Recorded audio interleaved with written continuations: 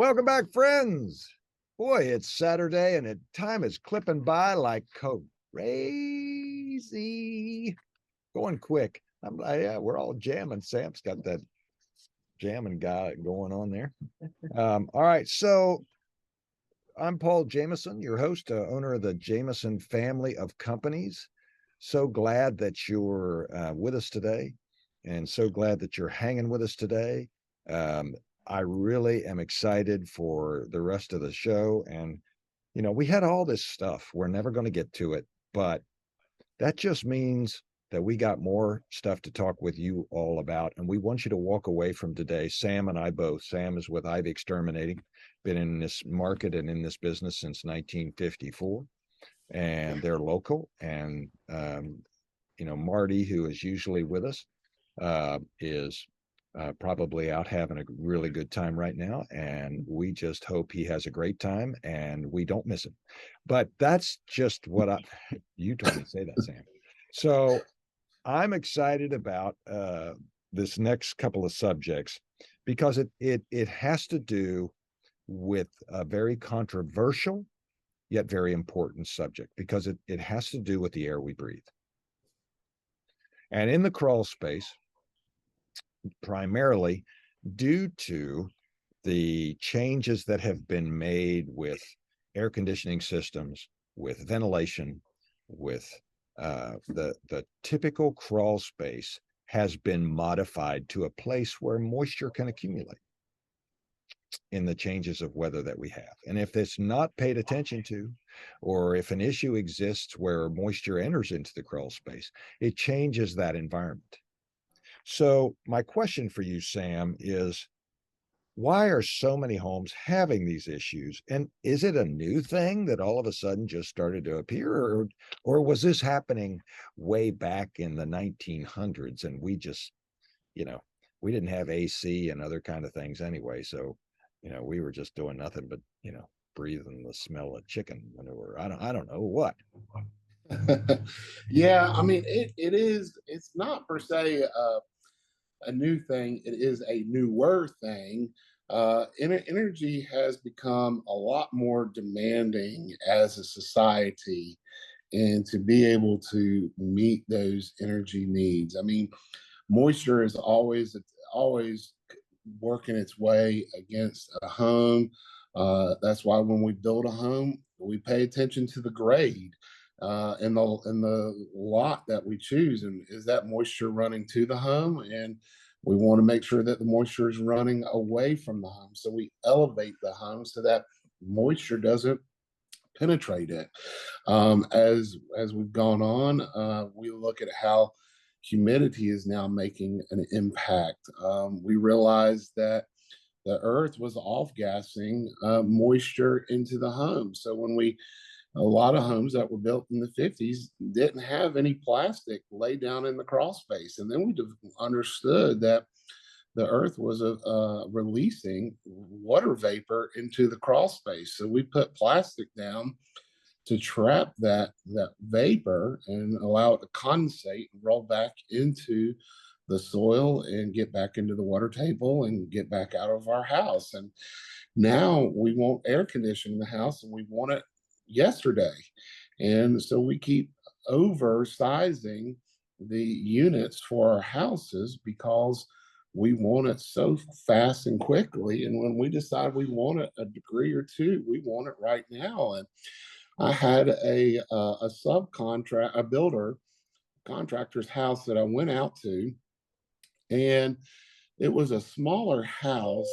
And the builder, who was building the home, decided that they wanted a bigger unit. Well, he had already purchased the unit, and so he just decided to use the unit on his home.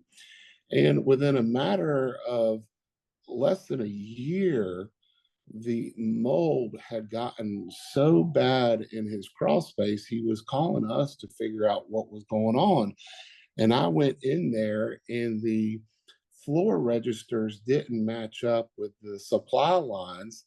And I asked him, this was all before I knew this. I said, this has got to be a fairly new unit. I said, did you replace this unit within a year? And he said, yes, I did. And he told me the whole story.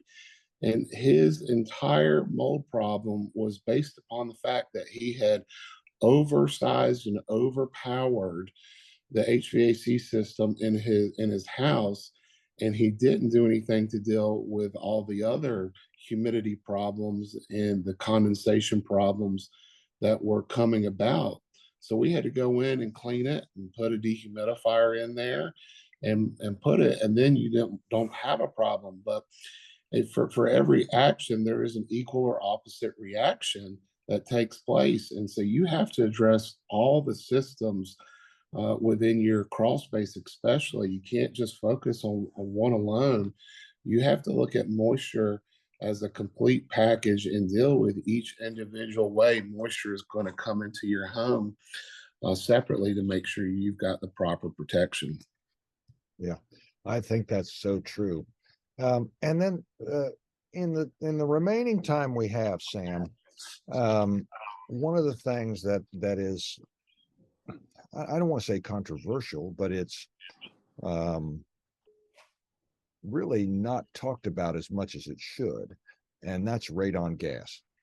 Radon gas, you know, it's so funny. People say, well, I don't smell any gas in my home. Well, you can't smell radon gas. Radon gas has proven over 4 picocurie in your home to be a potential for causing cancer. And I say potential. Um, so, you know, this this really needs um, this really needs to be checked on every house, don't you think? And it's an easy fix if you have it. Yeah, I mean, it really is an easy fix. It is one of those things that it's everywhere. You can't escape it. It's just whether the area you live in is more prone to it or not. And it depends upon the soil composition, and all radon is it is the byproduct of decaying uranium in the soil. It's an odorless, a colorless gas that's given off just through that decay process. It's in concrete, so slab homes are conducive to it. It's in the soil. It's in granite countertops. It's You can't really escape it, but it is getting it at a manageable level under that 4.0 picocuries. The testing is very simple for a real estate transaction. It's just a 48-hour test where we come in, we set a device up, it takes an air sample every hour for 48 hours, and then it cuts itself off and it gives you an average of what the radon is in that area.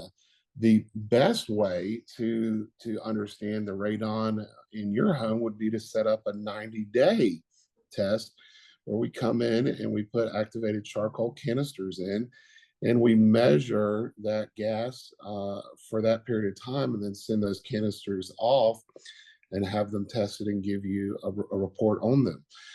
Once you kind of know the results, the remediation is fairly simple. Like you said, you're basically putting an exhaust fan, a large exhaust fan on your crawl space, or if you're on a slab home, you have to bore a hole through the concrete and suck that gas out through the soil because concrete is a porous material.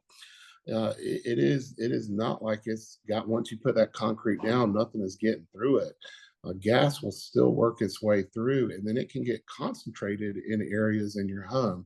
So getting rid of it's pretty simple, but getting tested is your first step. Absolutely.